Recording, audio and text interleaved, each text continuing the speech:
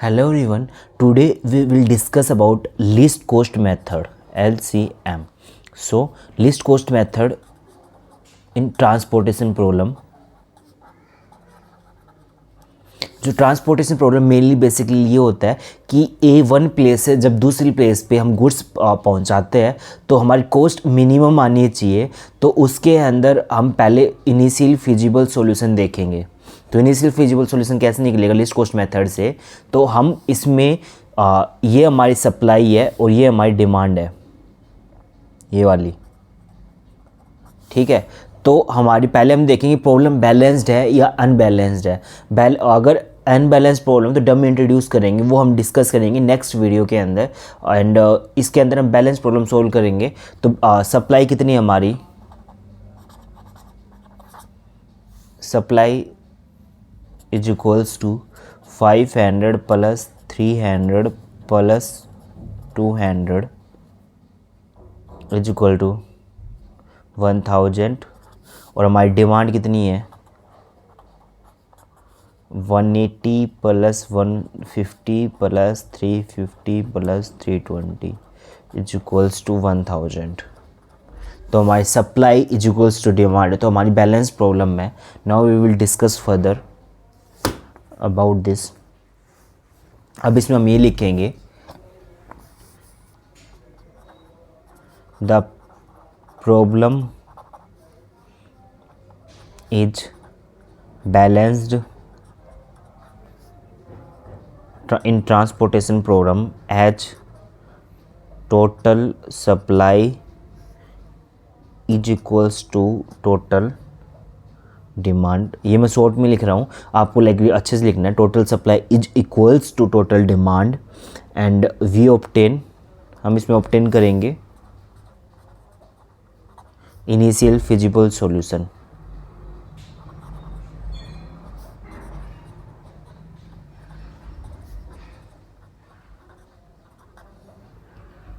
अब इसमें list cost method में जो हमसे इसके अंदर जो लिस्ट वैल्यू होगी वो हम लेंगे सबसे पहले, जो ABC और PQRS के अंदर है। हम डिमांड और सप्लाई दोनों लाइक इंक्लूड नहीं करेंगे, खाली जो यहाँ से लेके, देखो मैं मार्क करता हूँ, यहाँ से लेके यहाँ तक इनके अंदर, ठीक है। इसके अंदर जो लिस्ट वैल्यू है वो लेंगे हम। लिस्ट वैल्यू इसमें कौन सी है, लिस्ट वैल्यू है इसमें मैं 6 है, तो हम 6 को अलॉट करेंगे। तो इसमें 200 हमारी सप्लाई, 180 हमारी डिमांड, तो लोएस्ट कौन सी है 180, तो 180 हम यहाँ पे अलोकेट कर देंगे। 180 अलोकेट कर दिया। अब कितना बचा 20। अब इसको, ये हमारी पूरी जो कॉलम है कट हो जाएगा क्योंकि कुछ जीरो बचेगा ये। अभी यहाँ पे कितना बचेगा 200 माइनस में 180, ठीक है, क्योंकि जो लोएस्ट है उसमें से हाईएस्ट में से लोएस्ट डिडक्ट करेंगे, तो 200 से 180 डिडक्ट हो जाएगा, तो कितना बचेगा 20, ठीक है। अब इसमें से लोएस्ट कौन सा है 6 हो गया, अब 7 है ये वाला, ठीक है। अब 7 को कैसे करेंगे, अब यहाँ पे हमारी सप्लाई है 20 और डिमांड कितनी है 320, तो 20 जो लोवेस्ट वो अलॉट कर देंगे। और हम पहले से डिस्कस करे थे हाईएस्ट में से लोवेस्ट डिडक्ट करेंगे, तो हाईएस्ट हमारी क्या है डिमांड है 320 और सप्लाई कितनी है 20, 320 में से 20 गया तो हमारा बचेगा 300, ठीक है।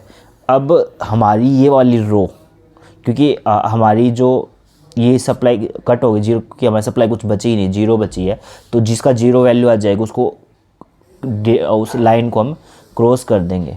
अब क्वेश्चन में अगर आपको जो आंसर शीट के अंदर पेंसिल का यूज़ करना है लाइन क्रॉस करने के लिए, ताकि लाइक हमें 1 लाइन क्रॉस करनी है, ताकि ज़्यादा लाइक कन्फ्यूजन वाली क्रिएट ना हो, ईजी लाइक चेकिंग हो, मतलब ईजिली क्वेश्चन चेक हो, आंसर शीट चेक हो उसके, ठीक है। अब 300 हो गया। अब हम इसके अंदर 8 देखते हैं, 7 हो गया, 8 ये है, ठीक है। 8 के अंदर हमारी सप्लाई 300 और डिमांड कितनी है हमारी 350, तो हम लोवेस्ट वो करेंगे लोड 300 का, और यहाँ पे कितना बचेगा 50 बच गया। अब ये हमारा लोवेस्ट हो तो हम इसको क्या कर देंगे क्रॉस कर देंगे, क्योंकि हमारी सप्लाई कितनी बच गई 0, ठीक है, 50 बच गया। अब हमारा जो लोवेस्ट कौन सा 8 हो गया, 9 नहीं है, 10 है यहाँ पे, ठीक है। तो 10, अब यहाँ पे सप्लाई हमारी 500 है और डिमांड 150 है, तो हम लोवेस्ट अलॉट करेंगे। तो लोवेस्ट कौन सा, 150, लोवेस्ट हम यहाँ पे अलॉट कर दिया 150 अलॉट करने के बाद हम हमारी यहाँ से कितना डिडक्ट कर देंगे लोवेस्ट में से, 500 माइनस 150, 350 हमारा बचेगा। अब 350 डिडक्ट करने के बाद कितना बचेगा हमारा, ये पूरी लाइन, क्योंकि ये बचेगी हमारी 0, अब ये पूरी लाइन क्रॉस हो जाएगी। अब 12 और 13 बचेगा हमारा। अब 12 और 13 में से लोवेस्ट कौन सा, 12 में से हम अलॉट करेंगे हमारी 50 डिमांड है और सप्लाई 350, तो लोवेस्ट 50 है, तो लोवेस्ट हम अलॉट कर देंगे और इसके अंदर से डिडक्ट कर देंगे। 350 में से 50 गया तो कितना बचेगा, 300। अब कितना, अब हमारी ये वाली लाइन पूरी, क्योंकि ये जीरो होगा, जो जीरो बचता है वो उस लाइन को हम कर देते कट, ठीक है। अब हमारे क्या बचेगा, 330, 300, ये हमारी supply is equals to demand, ठीक है। 300 ये हमारी डिमांड है, 300 सप्लाई है, तो हम अलॉट कर देंगे 300 और ये हमारा बचेगा 0 और ये बचेगा हमारा 0, ठीक है। Now we will calculate the total cost is equals to, total cost कैसे करेंगे, जो सेल्स लोकेटेड है, जैसे कि ये हमारे अलोकेटेड सेल्स है, कॉर्नर, लाइक हम कॉर्नर में जो लिखते हैं ये अलोकेटेड सेल्स है, इसको हम मल्टीप्लाई करेंगे इससे, ठीक, इस वैल्यू से, जो हमारी ये क्वांटिटी है, ये क्वांटिटी हमारी। अब 10 multiply 150 plus 12 multiply 50 plus 30 multiply 300 plus में 8 multiply 300 plus 6 multiply 180 plus 7 multiply 20 is equals to 1500। देखो 150 मल्टीप्लाई 1500 प्लस में 600 प्लस में 3900 अब 2000 प्लस में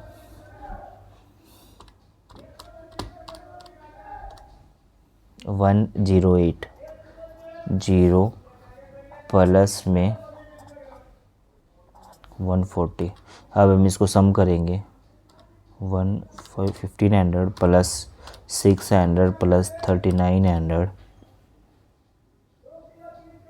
प्लस 2400 प्लस 1080 प्लस 140, हमारा जो आंसर आएगा 9620, ठीक है। अब हम क्या करेंगे, देखो इसको है ना, लाइक हमने तो वैसे लाइक वो किया है, बट हम जैसे क्वेश्चन पेपर के अंदर आंसर शीट में सोल्व कर रहे हैं, तो हम इसको पहले ये जो हमें क्रॉस करने के बाद क्लियरली एक लाइन में अलोकेटेड सेल्स को वो करेंगे, लाइक क्लियरली लिखेंगे। कैसे लिखेंगे वो मैं दिखाता हूँ। अभी मैं मार्कर का यूज नहीं कर रहा हूँ, लाइक एक हाँ देखो मैं दिखाता हूँ कैसे लिखते हैं। अब इसमें सिंपली लाइक लिखेंगे PQRS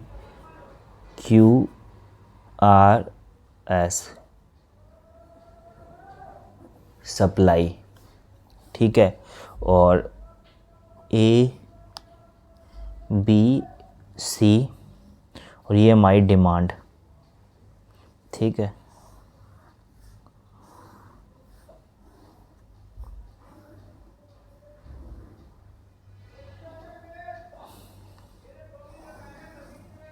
अब इसमें हम इसके लिए जो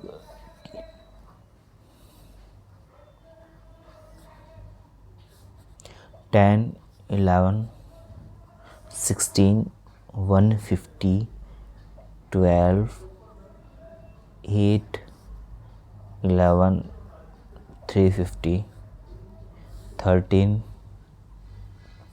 14, 70, 320, 500, 300, 200 और 1000। अब जो आपको क्वेश्चन आएगा उसके अंदर ये आएगा, एक टेबल टाइप में दे रखा होगा रो एंड, उसको पहले आपको बैलेंस करना प्रॉब्लम को, और बैलेंस करने के बाद फर्दर सॉल्व करना। उसके अंदर दे रखा होगा कौन सा मेथड आपको यूज़ करना। 3 मेथड है, लीस्ट कॉस्ट मेथड होता है, एक वोगेल्स अप्रोक्सीमेशन मेथड होता है, वो हम नेक्स्ट वीडियो के अंदर डिस्कस करेंगे, और एक नॉर्थ वेस्ट कॉर्नर मेथड होता है। तो वो we already discuss north west coast method. तो हमारी जो इसकी पूरी आपको प्लेलिस्ट मिल जाएगी। तो हम इसके अंदर हमें अलोट 10 के अंदर अलोट हुआ था, ये अलोकेटेड सेल्स कहते हैं इनको, 150। 12 के अंदर हुआ था 50, ठीक है, और 300 के अंदर हुआ, 13 के अंदर हुआ था 300, और 8 के अंदर हुआ था हमें 300, और 6 के अंदर हुआ था हमें 180, एंड 7 के अंदर और 20। और इसको हम हमने सम कर दिया था, टोटल कॉस्ट हमने निकाल दी थी। इनिशियल फिजिबल सॉल्यूशन ये 96220। That's for all today. Subscribe our YouTube channel and share this video to your group. Till then, subscribe our channel and we will come with the next video with the Vogel's approximation method. Thank you.